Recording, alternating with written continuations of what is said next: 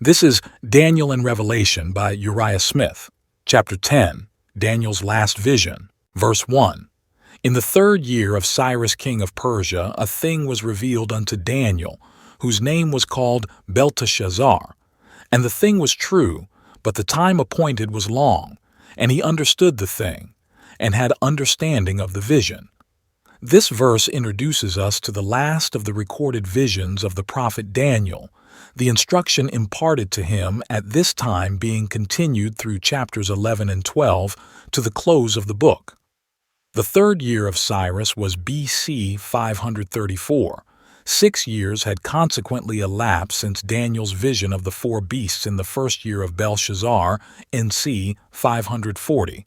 4 years since the vision of the ram, he-goat, little horn, and 2,300 days of chapter 8 in the 3rd year of Belshazzar, B.C. 538, and 4 years since the instruction given to Daniel respecting the 70 weeks in the 1st year of Darius, B.C. 538, as recorded in chapter 9. On the overthrow of the kingdom of Babylon High, the Medes and Persians, B.C. 538, Darius, through the courtesy of his nephew Cyrus, was permitted to occupy the throne. This he did till the time of his death, about 2 years after. About this time, Cambyses, king of Persia, the father of Cyrus, having also died, Cyrus became sole monarch of the 2nd universal empire of prophecy, B.C. 536. This being reckoned as his 1st year, his 3rd year, in which this vision was given to Daniel, would be dated B.C. 534. The death of Daniel is supposed to have occurred soon after this, he being at this time, according to Prideaux, not less than 91 years of age. Verse 2. In those days I, Daniel, was mourning 3 full weeks. 3. I ate no pleasant bread, neither came flesh nor wine in my mouth, neither did I anoint myself at all, till 3 whole weeks were fulfilled. The marginal reading for asterisk 3 full weeks is weeks of days, which term Dr. Stonard thinks is here used to distinguish the time spoken of from the weeks of years, brought to view in the preceding chapter.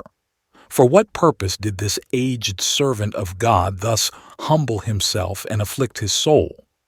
Evidently, for the purpose of understanding more fully the divine purpose concerning events that were to befall the Church of God in coming time. For the divine messenger sent to instruct him says, "From the first day that thou didst set thine heart to understand," etc. Verse 12. There was then still something which Daniel did not understand, but in reference to which he earnestly desired light. What was it? It was undoubtedly some part of his last preceding vision, namely the vision of chapter 9, and through that of the vision of chapter 8, of which chapter 9 was but a further explanation. And as the result of his supplication, he now receives more minute information respecting the events included in the great outlines of his former visions. This mourning of the prophet is supposed to have been accompanied with fasting, not an absolute abstinence from food, but a use of only the plainest and most simple articles of diet. He ate no pleasant bread, no delicacies nor dainties. He used no flesh nor wine, and he did not anoint his head, which was with the Jews an outward sign of fasting. How long he would have continued this fast had he not received the answer to his prayer, we know not. But his course in continuing it for 3 full weeks shows that, being assured his request was lawful, he was not a person to cease his supplications till his petition was granted. Verse 4. And in the 24th day of the 1st month, as I was by the side of the great river, which is Hiddekel, 5. Then I lifted up mine eyes and looked, and behold, a certain man clothed in linen, whose loins were girded with fine gold of Uphaz, 6. His body also was like the beryl, and his face as the appearance of lightning, and his eyes as lamps of fire, and his arms and his feet like in color to polished brass, and the voice of his words like the voice of a multitude. 7. And I, Daniel, alone saw the vision. For the men that were with me saw not the vision, but a great quaking fell upon them, so that they fled to hide themselves. 8. Therefore I was left alone and saw this great vision, and there remained no strength in me, for my comeliness was turned in me into corruption, and I retained no strength. 9. Yet heard I the voice of his words, and when I heard the voice of his words, then was I in a deep sleep on my face, and my face toward the ground. By the river Hiddekel the Syriac understands the Euphrates, the Vulgate, Greek, and Araby, the Tigris. Hence Wintle concludes that the prophet had this vision at the place where these rivers unite, as they do not far from the Persian Gulf. A most majestic personage visited Daniel on this occasion. The description of him is almost parallel to that given of Christ in the Revelation, chapter 1, 14, 16, and the effect of his presence was about such as was experienced by Paul and his companions when the Lord met them on their way to Damascus. Acts 9, 1, 7. But this was not the Lord, for the Lord is introduced as Michael in verse 13. It must therefore have been an angel, but one of no ordinary character. The inquiry then arises, of what angel can such a description he truthfully given? Tiare are some points of identity between this and other passages, which plainly show that this was the angel Gabriel. In chapter 8:16, Gabriel is introduced by name. His interview with Daniel at that time produced exactly the same effect upon the prophet as that described in the passage before us. At that time, Gabriel was commanded to make Daniel understand the vision, and he himself promised to make him know what should be in the last end of the indignation. Having given Daniel all the instruction he was able to bear on that occasion, he subsequently resumed his work and explained another great point in the vision, as recorded in chapter 9, 20, 27. Yet we learn from chapter 10 that there were some points still unexplained to the prophet, and he set his heart again with fasting and supplication to understand the matter.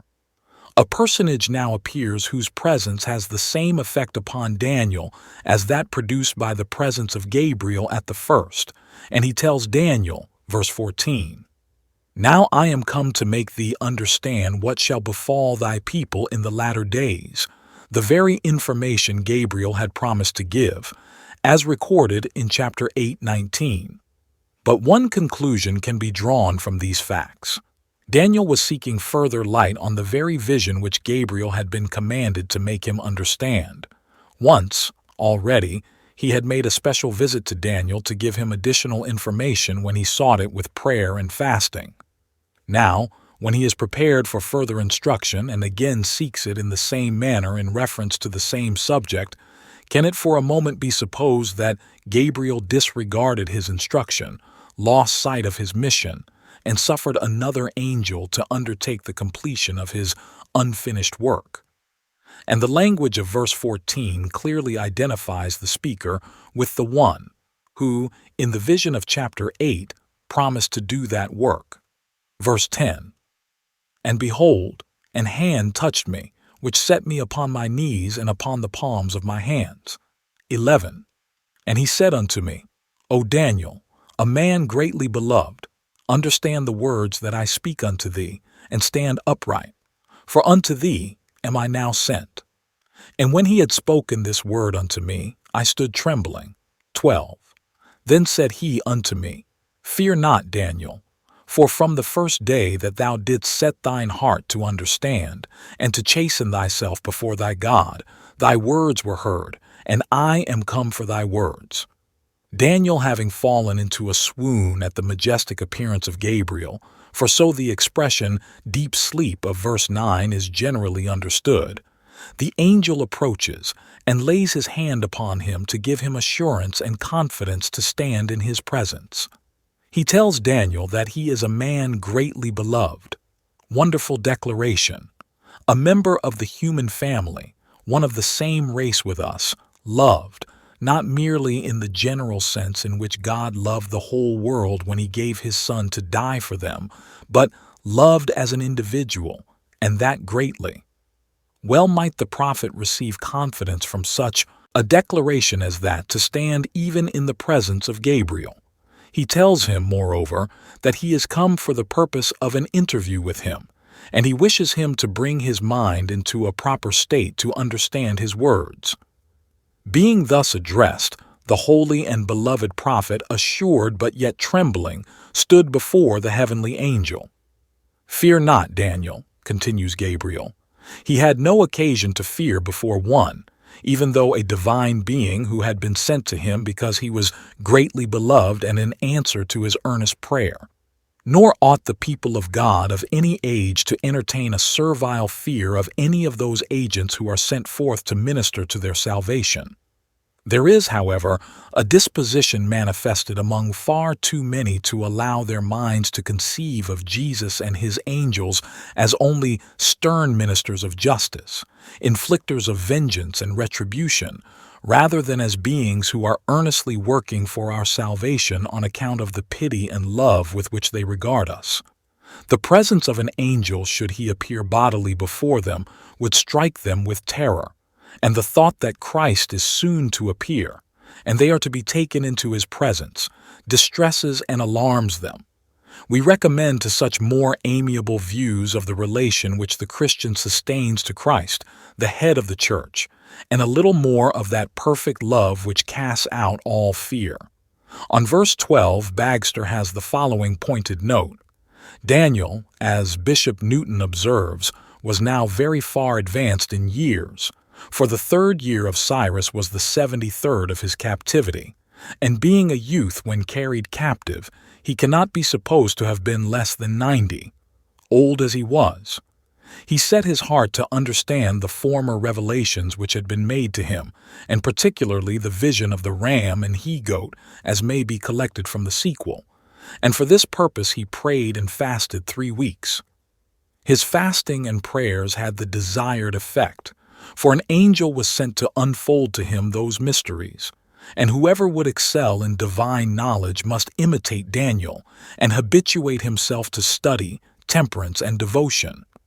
Verse 13, "But the prince of the kingdom of Persia withstood me 21 days, but lo, Michael, one of the chief princes, came to help me, and I remained there with the kings of Persia."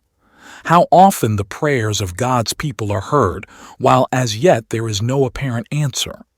It was even so in this case with Daniel. The angel tells him that from the first day he set his heart to understand, his words were heard. Yet Daniel continued to afflict his soul with fasting and to wrestle with God for 3 full weeks, all unaware that any respect was yet paid to his petition. But why was the delay? The king of Persia withstood the angel. The answer to Daniel's prayer involved some action on the part of that king. This action he must be influenced to perform. It doubtless pertained to the work which he was to do, and had already begun to do, in behalf of the temple at Jerusalem and the Jews, his decree for the building of that temple being the first of the series which finally constituted that notable commandment to restore and build Jerusalem, at the going forth of which the great prophetic period of 2300 days was to begin.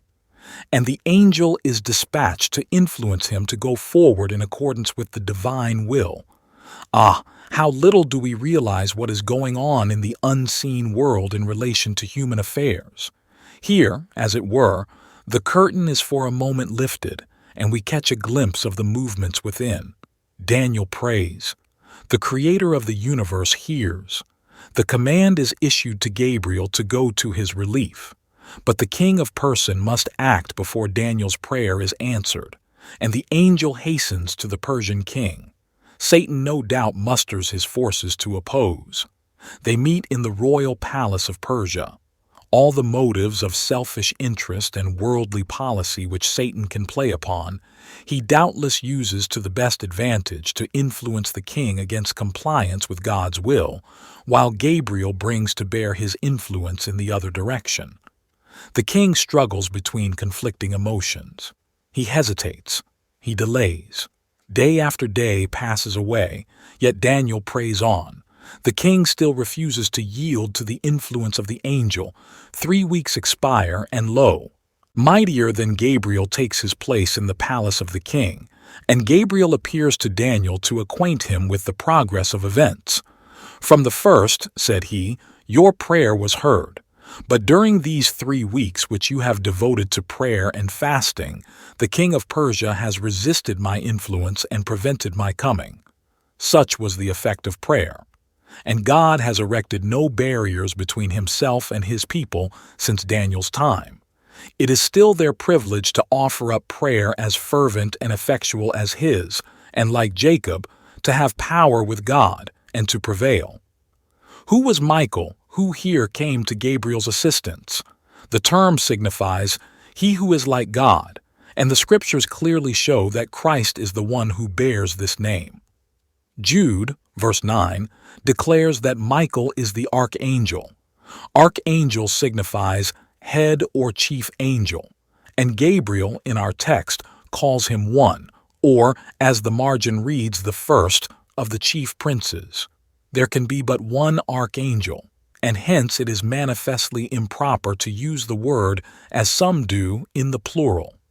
The scriptures never so use it. Paul, in 1 Thessalonians 4:16, states that when the Lord appears the second time to raise the dead, the voice of the archangel is heard, whose voice is heard when the dead are raised.